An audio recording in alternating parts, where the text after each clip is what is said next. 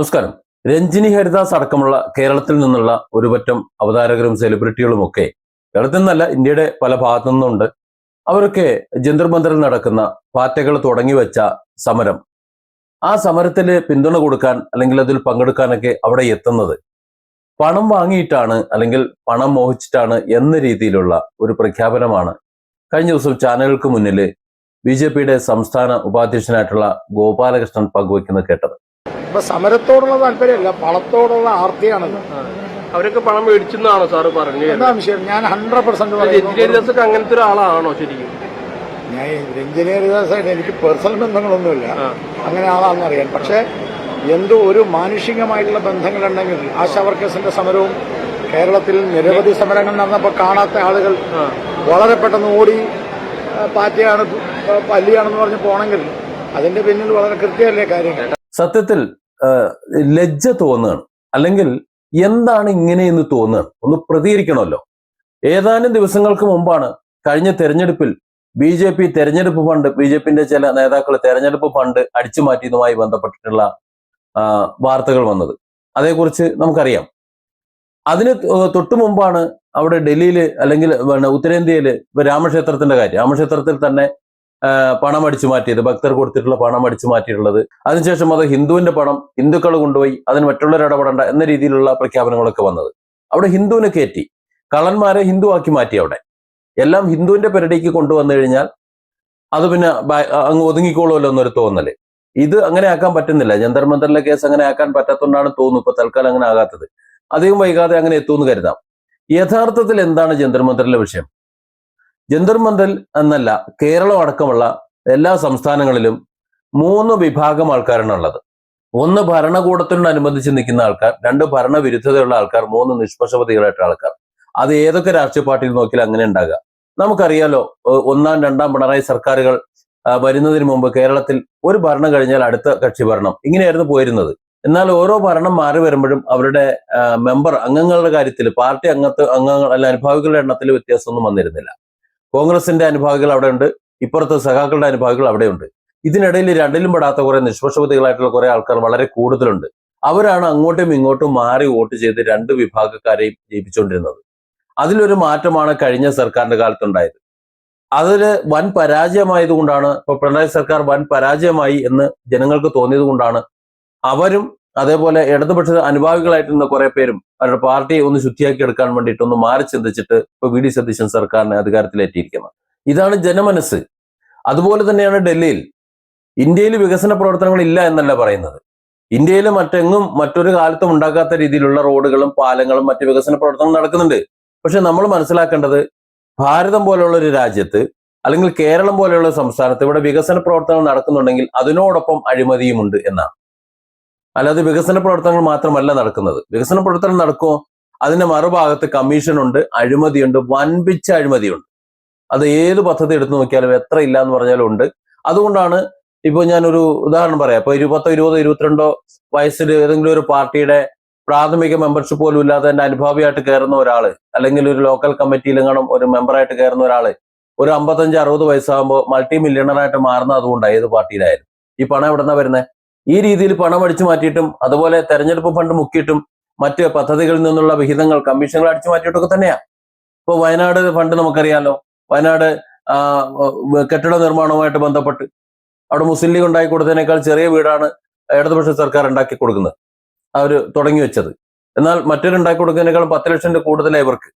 മനസ്സിലാക്കണത്, ആ 10 ലക്ഷം കൂടുതൽ കൊടുത്തിട്ടും ആ വീട് ചോരുന്നതായിട്ടുള്ള റിപ്പോർട്ട് നമ്മൾ കഴിഞ്ഞ തവണ തന്നെ കണ്ടു. അതായത് സർക്കാർ പദ്ധതികളായി നടപ്പിലാക്കുന്ന ബഹുഭൂരിപക്ഷം കെട്ടിടങ്ങളും പാലങ്ങളും ഒക്കെ അല്പ ആയുസായി മാറിപ്പോകുന്നത് അതിന്റെ അഴിമതിയുടെ വലിപ്പം കൊണ്ടാണ്. അതായത് ഈ പണം അടിച്ചു മാറ്റുന്നത് മുഴുവൻ ഇവിടുത്തെ രാഷ്ട്രീയക്കാരാ, അല്ലാതെ ഇവിടുത്തെ സെലിബ്രിറ്റികളല്ല. രഞ്ജിനി ഹരിദാസ് ആയിക്കോട്ടെ, ഇനി അല്ലെങ്കിൽ ഏത് ഒരു നടനോ നടിയോ അവതാരിക ആരായിക്കോട്ടെ, അവരാരും തന്നെ ഇവരാരുടെയും കമ്മീഷൻ അടിച്ചു മാറ്റുന്നില്ല.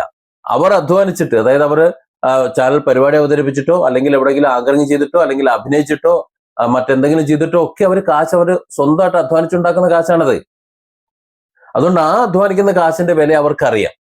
അതുകൊണ്ടാണ് അത്തരം ഒരു വിഭാഗം ഇന്ത്യയിൽ ഉള്ളത് കൊണ്ടാണ് ഇന്ത്യ നിലനിൽക്കുന്നത് പോലും. ഇത്തരത്തിലുള്ള പ്രതിഷേധങ്ങൾ ഉണ്ടായി വരാം. നോക്കൂ, കേന്ദ്ര സർക്കാരിന്റെ കാര്യത്തിൽ വികസന പദ്ധതി ഉണ്ട് എന്ന് പറയുന്നു. ഉണ്ട്, ശരി തന്നെയാണ്. പക്ഷെ അതിലേറെ ജനങ്ങൾക്ക് ഇഷ്ടമല്ലാത്ത കാര്യങ്ങളാണ് ഉള്ളത്. ഇവർ ആർക്ക് വേണ്ടിയാണ് ഭരിച്ചുകൊണ്ടിരിക്കുന്നത്? ഇപ്പൊ സംഭവിച്ചത് കോക്രോച്ച് ഇറങ്ങിയ കേസ് തന്നെ നമുക്ക് എടുക്കാം. കോക്രോച്ചുകൾ ഇറങ്ങിയത് എത്ര പേര് ആത്മഹത്യ ചെയ്തു?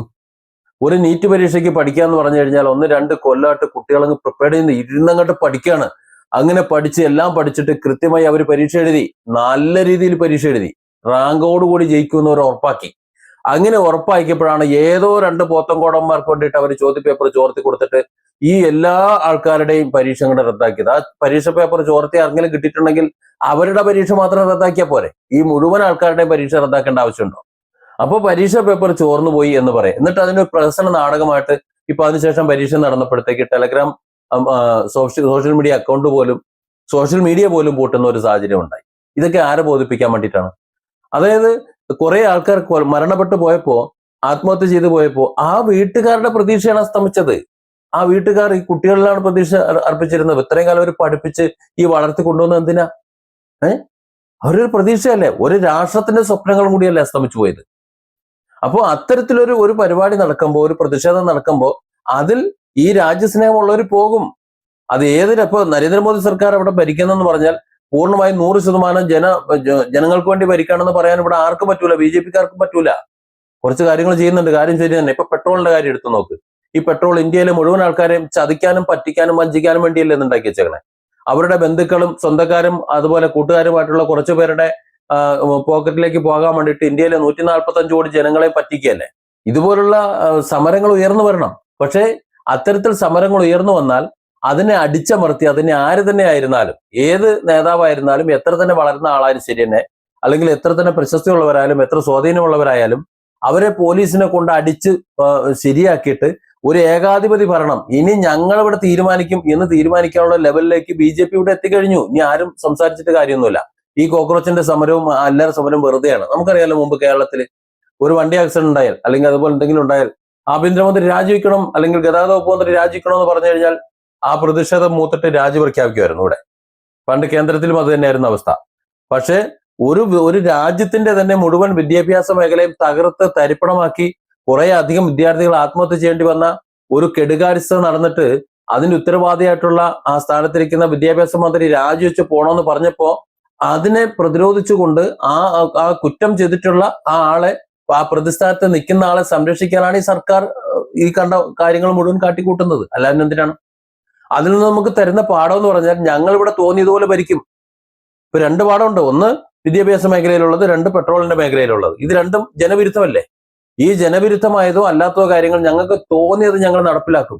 നിങ്ങളത് അനുഭവിച്ചുകൊണ്ട് സൗകര്യം ഉണ്ടെങ്കിൽ ഇവിടെ ജീവിച്ചാൽ മതി, അല്ലെങ്കിൽ എല്ലാം ചത്തുണ്ടെങ്കിക്കോ കയറ് വേണമെങ്കിൽ ഞങ്ങൾ വാങ്ങിത്തരാന്ന് പറയുന്ന നിഷേധാത്മക നിലപാടാണ് ഇപ്പോൾ സർക്കാർ എടുക്കുന്നുണ്ടെങ്കിൽ സ്വാഭാവികമായിട്ടും അതിനെ പ്രതിരോധിക്കാൻ വേണ്ടി ഇവിടുത്തെ സെലിബ്രിറ്റികൾക്ക്, അവർ ഇന്ത്യൻ പൗരന്മാരാണേ, സെലിബ്രിറ്റികളാണ് എന്ന് കരുതിയിട്ട് അവർക്ക് ഇറങ്ങാതിരിക്കാൻ പറ്റുമോ? ഇപ്പൊ ഗോപാലനോട് ചോദിച്ചു തെളിവ് വല്ലതും ഉണ്ടോ? തെളിവൊന്നുമില്ല, അങ്ങനെ വ്യക്തിപരമായിട്ട് പരിചയമൊന്നുമില്ല. പിന്നെ വെറുതെ അങ്ങ് അടിച്ചുവിടാണ്. രഞ്ജിനി ഹരിദാസ് പണം വാങ്ങി, അല്ലെങ്കിൽ ബാക്കിയുള്ളവർ പണം വാങ്ങി എന്നൊക്കെ. അഭ്യസ്തവിദ്യരായ ജനങ്ങൾക്ക്, അഭ്യസ്തവിദ്യരായ യുവാക്കൾക്ക് അവർക്കറിയാം ഈ രാഷ്ട്രം എന്ന് പറയുന്നത് എവിടെ എത്തണം എന്നുള്ളത്. കാരണം അവരാണ് ലോകത്തേക്ക് നോക്കിക്കൊണ്ടിരിക്കുന്നത്. ലോകം എവിടേക്ക് എത്തി നിൽക്കുന്നു എന്നറിയാം. കാരണം അവർക്ക് അവിടെ ജീവിക്കണം. ആ ഒരു കാലത്തേക്ക് അവർക്ക് എത്തണം. ഇപ്പൊ നമ്മൾ ചൈനയെ കുറിച്ച് പറയുമ്പോൾ ചൈന എവിടെ എത്തിക്കണം? 2050 കഴിഞ്ഞു പോയി അവർ. അത് കഴിഞ്ഞു പോയി. നമുക്ക് ചിന്തിക്കാൻ കഴിയാത്ത ഒരു ലെവലിലേക്കാണ് കടന്നു പോയിട്ടുള്ളത്. അവിടെ നിന്ന് വരുന്ന വീഡിയോസും ഇവിടെ നിന്ന് പോകുന്ന ബ്ലോഗർമാരും അതുപോലെ മറ്റ് യാത്രികരും ഒക്കെ തരുന്ന വിവരങ്ങൾ പങ്കുവയ്ക്കുമ്പോൾ നമ്മളൊന്നും അവരുടെ 7 എത്തൂല. എന്നാൽ ഒരു 10-25-30 കൊല്ലം മുമ്പ് ഇതല്ല അവസ്ഥ. ഒരു 30 കൊല്ലം, ഒരു 30-35 കൊല്ലം മുമ്പുള്ളൊരു കഥ എടുക്കുകയാണെന്നുണ്ടെങ്കിൽ ചൈന ഇന്ത്യയേക്കാൾ താഴെയായിരുന്നു എന്ന് മനസ്സിലാക്കണം. അന്ന് ജപ്പാനൊക്കെയാണ്, ജപ്പാനും ജർമ്മനിയൊക്കെ മേലെ നിന്നിരുന്നത്. എന്നാൽ ആ സ്ഥാനത്ത് ഇന്ത്യയുടെ എത്രയോ ഇരട്ടി വളർച്ച അവർ കൈവരിച്ചിട്ടുണ്ടെങ്കിൽ അവർ അധ്വാനമാണ്.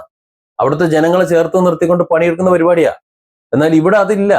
ഇവിടെ എന്ന് പറഞ്ഞാൽ രാഷ്ട്രീയം വളർത്തണം, മതം വളർത്തണം, മതത്തിന്റെ പേരിൽ ജനങ്ങളെ വളർത്തണം, അതിനുശേഷം തമ്മിലടിക്കണം.